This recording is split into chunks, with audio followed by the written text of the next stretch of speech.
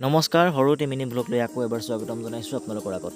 আমাৰ মৰমৰ বৰ্ণাঢ্যৰ এটি নিয়ম আছিলে ঘৰতে। এয়া ভকতো আহি পালেহি, শৰাই সঁফুৰা ৰেডি কৰিছে তেওঁলোকে চাহ দিবৰ কাৰণে। বিস্কুট আৰু গুড়, ক্ষুদ্ৰ সামান্য প্ৰচেষ্টা। এয়া গুড় কাটি আছে আই মাতৃগৰাকীয়ে। অন্নমুঠি দিব পাৰিছিলোঁ, তাকেনো কিহেনো দিম তাকে দেখাব চেষ্টা কৰিছোঁ।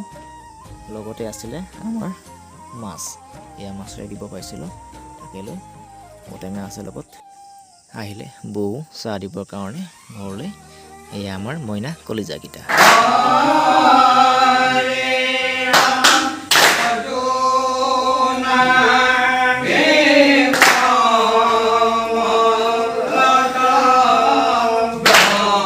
নাম লৈ আছে, সকলোৱে শাক কটাত ব্যস্ত।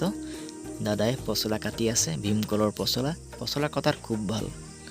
পিছফালৰ সেউজীয়া পৰিৱেশৰ মাজত আমাৰ হাঁহকেইটা পুখুৰীৰ মাজত ধুনীয়াকৈ। এয়া আমাৰ নিচাদেও তামোল কটি আছে।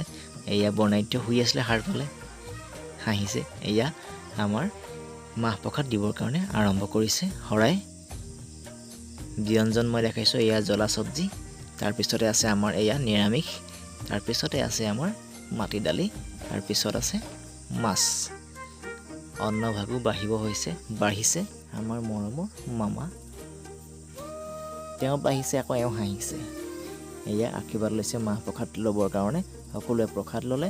প্ৰসাদ লোৱাৰ পিছতে আমিও বহিলোঁ, আমাকো নিয়ম কৰিলে। আমিও ল'লোঁ অন্নমুঠি।